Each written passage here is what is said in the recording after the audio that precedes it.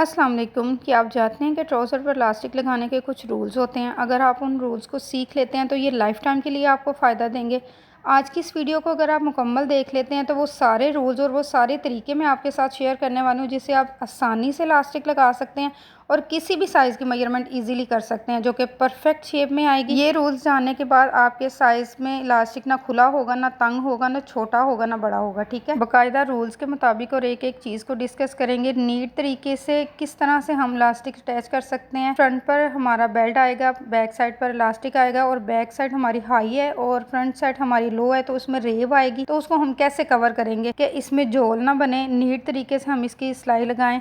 तो इन सारी चीज़ों को आज हम इस एक ही वीडियो में डिस्कस करेंगे, तो वीडियो को आपने लास्ट तक देख लेना है। आज हम सिर्फ बेल्ट लगाना डिस्कस करेंगे, तो बाकी का ट्राउज़र हमने पहले से स्टिच कर लिया। इसकी सीधी सीधी सिलाइयाँ लगा ली हैं। ये देखिए बैक साइड से ये हमने हाई रखा है, तकरीबन 2 इंच इसको हमने हाई रखा हुआ है और फ्रंट साइड से ये 2 इंच लो है। बैक साइड पर इस तरह से रेब आएगी और फ्रंट साइड से ये सीधा रहेगा। इसमें फ्रंट साइड पर हमने प्लेट्स डाले हैं ताकि इसकी शेप बहुत अच्छी तरह पेंट जैसी शेप इसकी आए। ठीक है, अभी इस पर इलास्टिक लगाने के लिए हमने सबसे पहले इसकी मेजरमेंट ले लेनी है। इसकी मेजरमेंट क्या है, क्योंकि हम इसी फैब्रिक को फोल्ड कर कर इसमें इलास्टिक नहीं लगाएंगे वरना बैक साइड हमारी रेब में है तो उसमें झोल पड़ेंगे तो वो अच्छा नहीं होगा। बेल्ट लगाने के लिए हमें स्ट्रेट फैब्रिक चाहिए, इसलिए हम सबसे पहले इसकी मेजरमेंट कर लेते हैं। 3.5 इंच तक इसकी मेजरमेंट है। इसको डबल करने के बाद हमने एक स्ट्रेट फैब्रिक ले लेना है जिस पर हमने इसकी बेल्ट और इसके ये जो इलास्टिक है वो हमने बनानी है। टोटली राउंड शेप में इसकी मेजरमेंट करने के बाद 38 इंच हमारे पास इसकी मेजरमेंट आई है, जिसके मुताबिक हमने स्ट्रेट फैब्रिक को कट कर लिया है। ये 38 इंच गुलाई में है और इसकी जो चौड़ाई है वो हमने 4 इंच तक रखी है। ठीक है, इसी तरह से आपने भी स्ट्रेट फैब्रिक कट कर लेना है। अगर तो आपका ट्राउज़र बैक से हाई और फ्रंट से लो है, तो अगर आपने एक जैसी इसकी मेजरमेंट रखी है यानी कि लो एंड हाई आपने नहीं बनाया, तो आप ट्राउज़र वाले फैब्रिक को फोल्ड कर कर इलास्टिक और बेल्ट लगा सकते हैं। लेकिन अभी हमने इस पर स्ट्रेट फैब्रिक से बेल्ट लगाना है, तो हमने स्ट्रेट जो फैब्रिक है उसको अपने ट्राउज़र के साथ अच्छी तरह से जोड़ लिया है एक किनारे को। इसको जोड़ने के बाद अब हम इस पर इलास्टिक अटैच करेंगे बैक साइड पर और फ्रंट साइड पर इस पर बेल्ट लगाएंगे। ठीक है, बेल्ट की मेजरमेंट हमने कितनी रखनी है और कैसे रखनी है और इलास्टिक की मेजरमेंट हमने कैसे करनी है, ये सारे जो तरीके हैं ये आपने अच्छी तरह से समझ लेने हैं। ठीक है, अभी हम इसका जो फैब्रिक है वो हम लगा चुके हैं कम्प्लीटली। इसके बाद हमने इसके सेंटर में एक छोटा सा कट लगा लेना है। ठीक है, इस तरह से ये देखिए ये छोटा सा हमने कट इधर लगा लिया। अब ये जो कट हमने लगाया ये हमारी फ्रंट साइड है। फ्रंट साइड पर हमने बुकरम अटैच करना है। इस बुकरम की चौड़ाई आपने 3 इंच रखनी है और इसकी जो लंबाई है वो आपने 10 इंच रखनी है।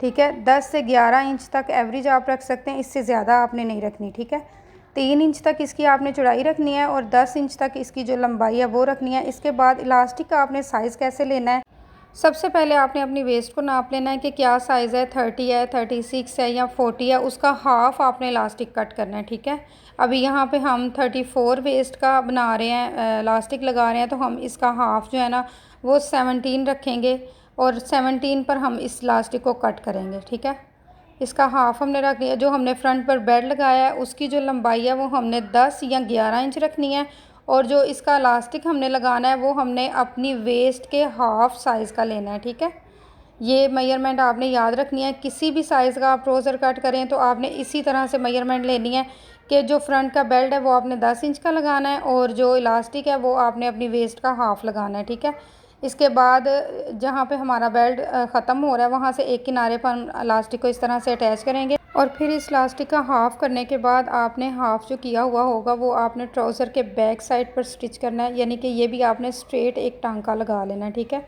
इस तरह से टांके लगाने का मतलब ये है कि आपका जो इलास्टिक है वो चारों साइडों पर इक्वली लगेगा, किसी साइड पर चुनटे ज़्यादा और किसी साइड पर चुनटे कम नहीं होंगी। ठीक है, तीनों जो हमने टांके लगाने हैं ना ये इलास्टिक के, ये देखिए पहले हमने बेल्ट के एक किनारे पर लगाया, फिर हमने बैक साइड के सेंटर में लगाया, अब हम बेल्ट के दूसरे किनारे पर इस इलास्टिक को इस तरह से एक टांका लगाएंगे। ये लगाने का मतलब ये है कि हमारा जो इलास्टिक है वो चारों साइडों पर इक्वली लगे, किसी साइड पर चुनटे ज़्यादा और किसी साइड पर चुनटे कम नहीं होनी चाहिए। ठीक है, ये 3 तरह के हमने टांके लगा लिए हैं। इसके बाद हमने इसकी जो कम्प्लीटली सिलाई है ना वो लगा लेनी है। लेकिन इस सिलाई को लगाते वक्त जो सिलाई का किनारा है इसको आपने इसी बेल्ट में दबाकर फिर सिलाई लगानी है ताकि कोई भी किनारा जो है ना वो फ्रंट साइड से या बैक साइड से नज़र ना आए, हमारा जो बेल्ट है वो गुम सिलाइयों में लगा हुआ नज़र आए। ठीक है, इस तरह से आपने इसके किनारे पर इस तरह से सिलाई लगानी है। सारे फैब्रिक को आपने इसी बेल्ट के अंदर दबा लेना है और फिर आपने किनारे पर सिलाई लगानी है। कम्प्लीटली हमने सिलाई को लगा लेना है। जैसे बेल्ट पर लगाएंगे इसी तरह से बैक साइड पर जहाँ पे हमने इलास्टिक अटैच किया है वहाँ पर भी लगाएंगे। इजीली ये सिलाई लग जाएगी क्योंकि हमने स्ट्रेट फैब्रिक यूज़ किया है बेल्ट लगाने में और इलास्टिक लगाने में।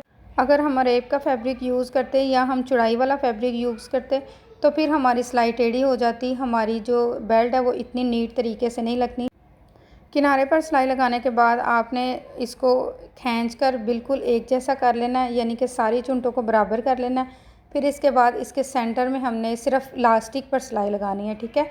फ्रंट साइड पर बेल्ट के सेंटर में हमने सिलाई नहीं लगानी। फ्रंट साइड पर सिर्फ ये एक ही सिलाई लगेगी जो हम लगा चुके हैं। अभी जो इसके बैक साइड की सिलाई है वो हम इस तरह से लगाएंगे। ये सिलाई कंप्लीट करने के बाद पहले आपने इसके धागे सारे कट कर लेने हैं और इसको खींचकर आपने बराबर कर लेना है। सारे फैब्रिक को बराबर करने के बाद आपने इसके सेंटर में सिलाई लगानी है इस तरह से। ये देखिए अभी हम यहाँ बेल्ट वाले किनारे से इसके सेंटर में सिलाई लगानी शुरू करेंगे और इस तरह से फैब्रिक को खींचकर फिर इसके सेंटर में एक सिलाई लगाएंगे। अगर आपको ये तरीका अच्छा लगा है और आसान लगा है तो मुझे कमेंट करके ज़रूर बताइएगा और इस वीडियो को कम से कम किसी ऐसे शख्स के साथ ज़रूर शेयर कीजिएगा जो स्टिचिंग स्किल सीखने में इंटरेस्टेड है और वो नए नए और आसान तरीके सीखना चाहता है। अगर आप किसी एक शख्स को इस वीडियो को शेयर करेंगे तो जिस तरह आपके नॉलेज में इजाफ़ा हुआ है उसके नॉलेज में भी इजाफ़ा होगा और उसको भी कुछ नया सीखने को मिलेगा। आज की वीडियो में इतना ही। मिलते हैं नेक्स्ट वीडियो में एक नए डिज़ाइन के साथ, एक नई इन्फॉर्मेशन के साथ। तब तक के लिए अपनी दुआ में याद रखिएगा, अपना बहुत सारा ख्याल रखिएगा और चैनल को सब्सक्राइब करना और वीडियो को लाइक करना बिल्कुल भी मत भूलिएगा। अल्लाह हाफिज़।